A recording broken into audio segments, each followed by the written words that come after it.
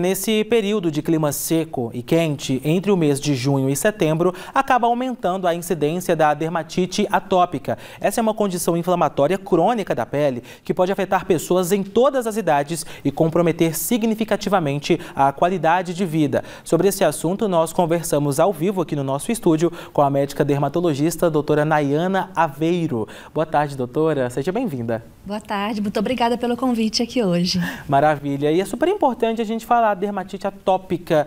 De que maneira, na verdade, que ela começa a se manifestar e quais são os pontos de atenção para quem às vezes está com aquela coceirinha? Como é que isso surge no organismo?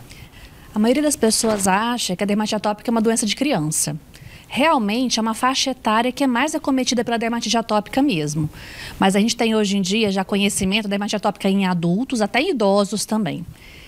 E muita gente acha também que é uma alergia, e não é bem uma alergia, é uma hipersensibilidade da pele, é uma pele com a barreira cutânea danificada. Por isso que o clima seco prejudica tanto essa época do ano. Doutora, agora me fala uma coisa, eu queria entender, na verdade, é só nesse período que ela se manifesta mais? Porque quem fica de casa fala, mas então é só nesse período do ano, pode ser em qualquer fase, aquele suor também excessivo, tem correlação com isso? Assim, a época do ano ela é mais propícia para as crises.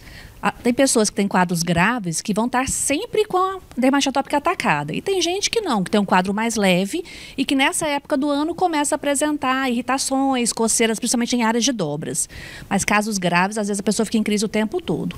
Essa época a gente chama mais atenção porque é quando pessoas que achavam que estavam bem, que estavam controladas, que não tinham mais o problema, começam a ter novas crises e aí começa a piorar novamente. Com relação ao suor, como eu falei, a barreira cutânea está muito prejudicada. Então, o que acontece? Coisas normais que não irritariam a pele de outras pessoas, irritam a pele da pessoa que tem dermatite atópica. E isso inclui o próprio suor. Então, vai desde o sabonete do banho, um creme que a pessoa passa na pele, um sabão na roupa, tudo isso. E o suor vem como um vilão também, piorando nessa época também, que o nosso inverno normalmente é bem quente também. Ela é confundida, na maioria das vezes, como uma alergia, dá aquela coceira. De que maneira os sintomas se manifestam, então, na população adulta, já que não é apenas crianças que sofrem com essa condição? Quando a pessoa apresenta quadros recorrentes de prurido sem um fator desencadeante, é diferente de uma pessoa que mexeu com determinado produto e fala, nossa, estou coçando porque eu mexi com aquele produto. Normalmente a pessoa que tem dermatite atópica, ela tenta achar várias causas para a irritação dela, mas ela não acha uma causa muito assim óbvia. E aí ela acaba tendo aquilo de forma recorrente e cada vez mais intensa. E aí tem as localizações típicas das lesões que o médico dermatologista consegue avaliar e dizer se é ou não dermatite atópica. Aí depende um pouco da clínica também.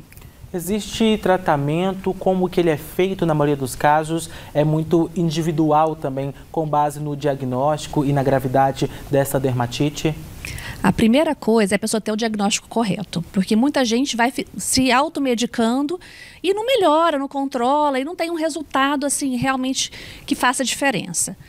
O tratamento inicial, que resolve, na verdade, a maioria dos casos, são cuidados locais. Orientações com relação ao banho, evitar água muito quente, evitar banhos muito demorados, fazer a hidratação correta, ou seja, um hidratante sem perfume, de uma consistência mais grossinha um pouco. E, em alguns casos, usamos corticoides tópicos também. E tem casos muito graves. E esses muito graves não resolvem com essas medidas. E aí nós temos hoje novas medicações, tanto orais quanto injetáveis, que conseguem resgatar esses pacientes, melhorando a qualidade de vida. Porque não é só questão de se coçar. A pessoa que se coça, ela não dorme, a criança não aprende na escola. Então acaba comprometendo muito a qualidade de vida. E doutora, como é que é feito esse diagnóstico? É dentro do consultório, com base em exames de sangue, por ser uma doença ligada a algum tipo de gene? O diagnóstico é quase que todo clínico. Você examinar, olhar e suspeitar da doença. Em alguns casos, a gente faz biópsia também. Tira um pedacinho de pele, mas mais para descartar outras doenças. Não exatamente para diagnosticar a dermatite atópica. Descartando outras doenças e tendo um quadro clínico característico de lesões pruriginosas, recorrentes, nos locais típicos, que é principalmente nas dobras, normalmente o médico dermatologista está apto para fechar um diagnóstico. O exame de sangue não acrescenta muito, nem mesmo os testes alérgicos. E o que piora essa condição? Bom, igual já falei, já falou um pouquinho do clima, né? Uhum. O clima seco. Uso de irritantes primários, assim, sabões, detergentes, tecidos assim mais ásperos, por exemplo, lã, tecidos que têm uma textura diferente, tende a sensibilizar mais, e as infecções também. Às vezes, até o produto que a gente lava, a própria roupa, também pode trazer um agravamento para a dermatite atópica? Com certeza, principalmente os produtos que não são enxaguados devidamente. Não existe assim, um sabão ideal para lavar roupa, mas normalmente a gente recomenda não deixar resíduo. Então, às vezes, o sabão líquido facilita um pouco mais, porque o sabão em grânulos, às vezes é mais fácil de deixar um resíduo na roupa e enxaguar bastante.